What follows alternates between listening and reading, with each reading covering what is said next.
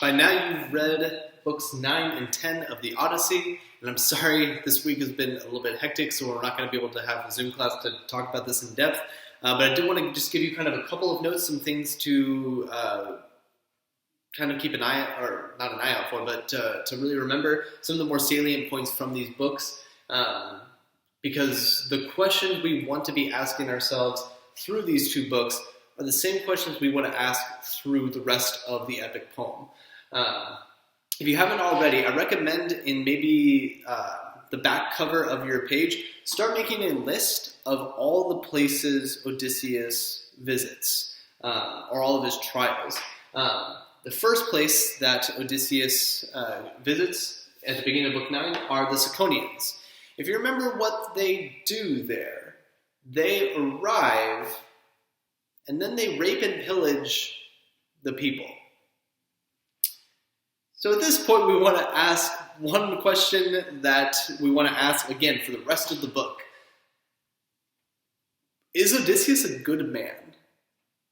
The very first act after they leave Troy, after they've just had victory, they have all of this wealth that they've plundered from the Trojans. The first place they land, they kill, rape, and pillage an entire people. That's the first thing they do. Is Odysseus a good man? Are the Greeks good people? Oh, that's a bigger question. From there, they sail to a land where they eat lotuses. And this is a particularly interesting, it's a short episode, but it is a really interesting one. They send a couple of people to go and talk to the people, see if they're friendly, and it turns out that they are. They give them some of their lotuses, whatever, to eat, and as soon as they eat it, they forget about home. They no longer desire to go home. But that's what they're doing, and that's kind of one of the big things about this book is homecoming. It's making it back to a place that you call home. This is a weird episode, but signals an important point. What is Odysseus trying to do? What are Odysseus and his men trying to do? They've been away for 10 years, fighting a war that they didn't really have a stake in, fighting, this war for Helen. And now, after being away for more than 10 years, they eat some lotus and honey, and suddenly they forget about home. That's bad. And Odysseus recognizes this is bad, and immediately kind of grabs them, throws them back on the boat, and they are out of there. The third and most dramatic place that they visit is the island with the Cyclops, with Polyphemus. And let's just kind of review just some of the things that happen there. They arrive and they go out to the Cyclops cave to see what kind of man he is. Notice that they're always inquiring what kind of people live here. Are they savage or are they civilized? The Greeks pride themselves as being a civilized people. But the way they treated the Ciconians, not very civilized. The Lotus Eaters made them kind of forget about home, but that's another matter. So the Cyclops, their question is, are the residents of this island friendly or not, right? Zeus honors people who are charitable to the stranger, to the foreigner, to the wayfarer. Are these people going to respect the gods? And we quickly find out that they don't, or at least Polyphemus doesn't. But let's also look at the actions of Odysseus and his men. He takes a party of, I believe it was 12, and they go into the cave, and Polyphemus is not there at the time. But what do? They enter his home. It's not really break and entry, but it's definitely entry without permission, and then immediately start eating his food. Who's civilized here? They are going to see if the Cyclops is civilized, but they're not civilized themselves. As we can see from the way they treated the Ciconians, they just march into the Cyclops' home and help themselves to his food. Does this sound like someone we've seen earlier, or rather a group of people?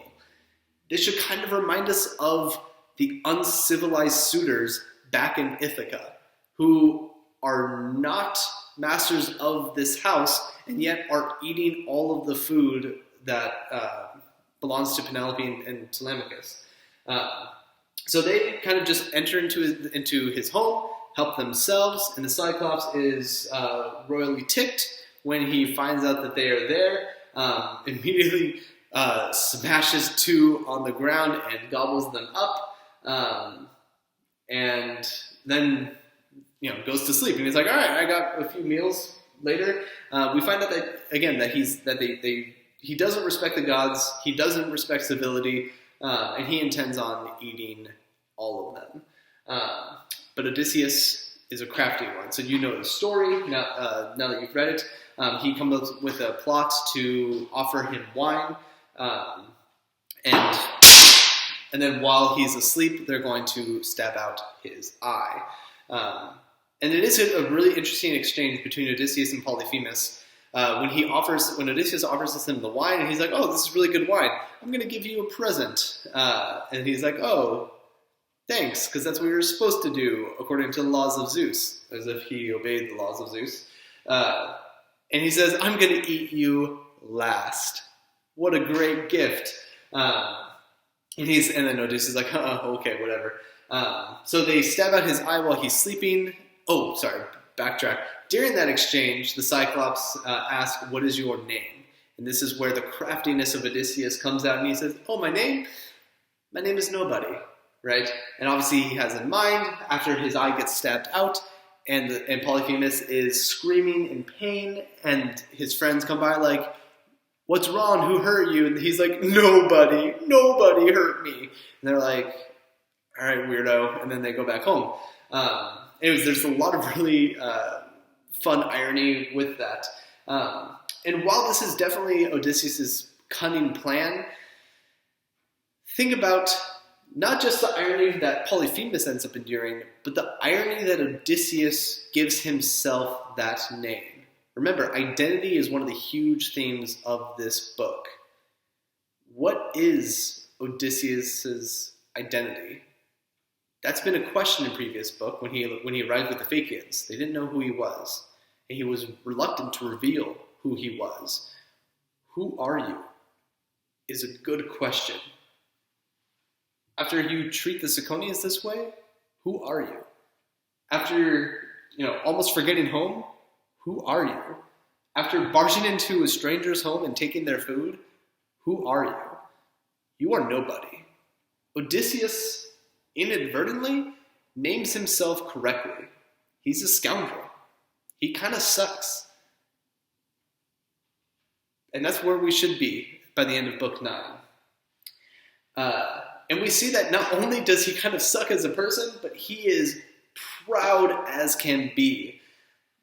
They obviously escape. You know the story. They hide underneath all the sheep, and they're able to escape and then take the sheep that they hid under and are making like a bat out of hell. But as they're sailing away, as they're pushing off of the island, Odysseus just can't resist the urge to reveal himself to the Cyclops.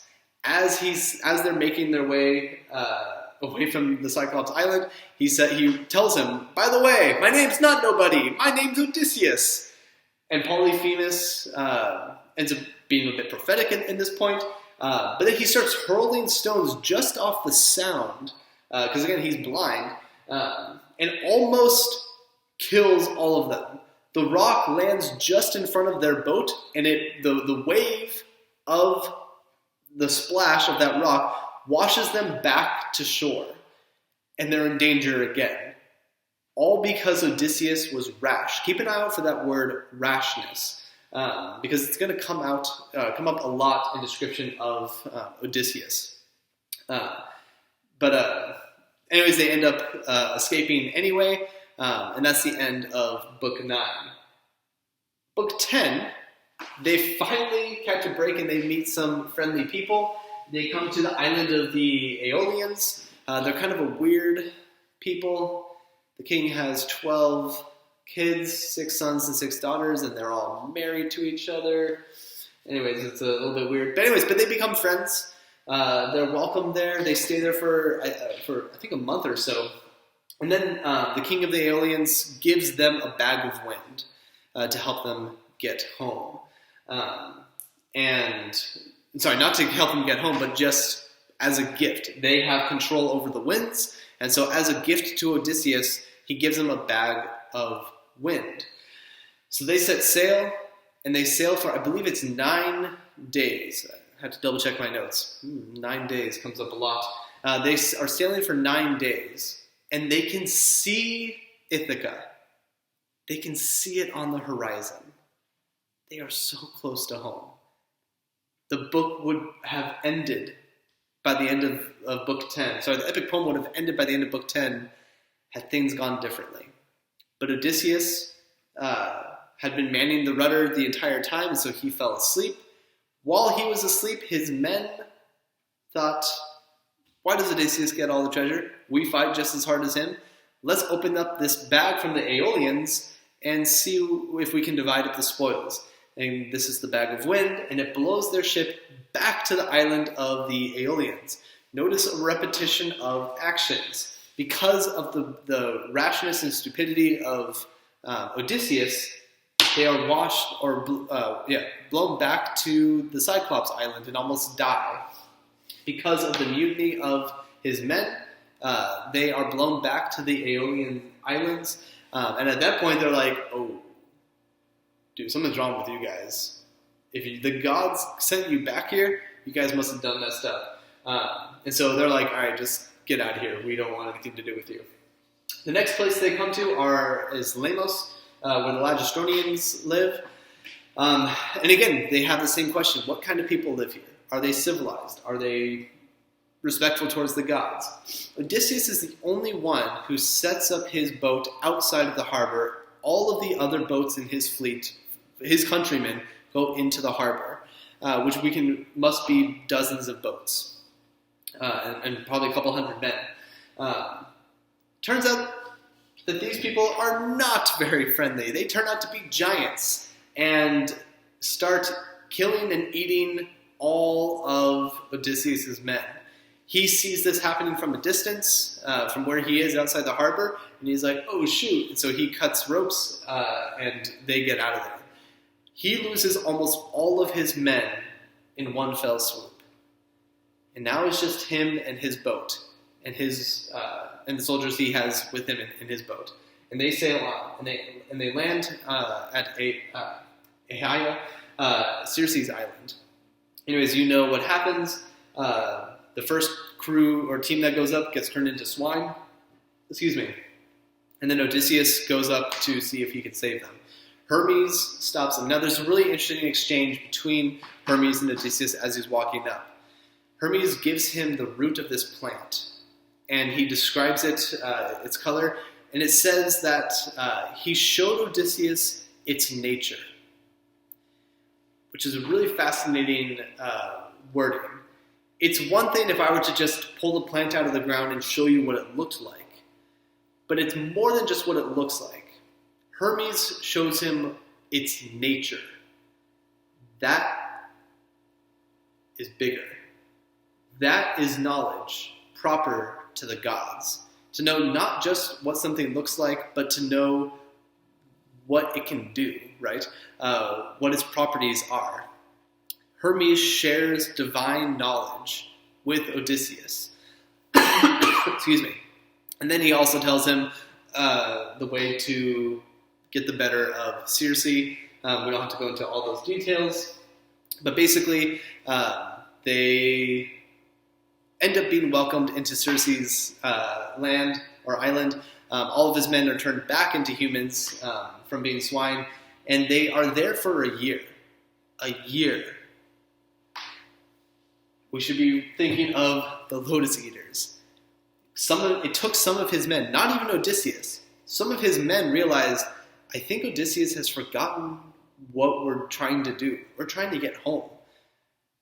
We're trying to get away from all of this stuff. I think Odysseus has forgotten his home. And so it takes them to go to Odysseus and say, dude, we got to get out of here. we have a mission. It's to get home. We've been away for now over 11 years. Let's get moving. So anyway, so he finally tells Circe, and she's like, all right, yeah, I'll help you out. But you cannot go home yet. You're going to have to go to the underworld and talk to Tiresias. We remember Tiresias from the Oedipus cycle. So that's coming up in I think, the next book. That's a really cool scene when Odysseus goes into Hades. When you get there, pay careful attention to the exchange that he has with Achilles. We're going to see Achilles one more time, even though he technically is dead. Right? He died after the Iliad ended. But he's going to see Odysseus, and they're going to share a few words. So pay careful attention to their exchange. Anyways, the morning that they are going to leave, one of Odysseus' men had gotten drunk and fell asleep on the roof of Circe's home. And when he woke up, he was kind of bleary-eyed, and he just walked off the roof and broke his neck and died. And then they left. What kind of man is Odysseus? One of his men just walked off the roof and died. They didn't do anything. They didn't even mourn him, let alone bury him. They just left. Now, it's easy to kind of read this and just think like, oh, this is just another detail of the story, but we should be shocked. We should be shocked when we hear that one of Odysseus' men died and he didn't do anything about it. That's going to come up later as well when they go down to Hades. But again, keep asking these questions. Who is Odysseus? What kind of man is he? Is he a good man? Is he a man worthy of such a great woman as Penelope? If we look at his behavior at these first 6 places that he's visited, he's not looking too great. But maybe things are going to start to change for him as we go forward in this epic poem. All right, that's sufficient for the evil of this video.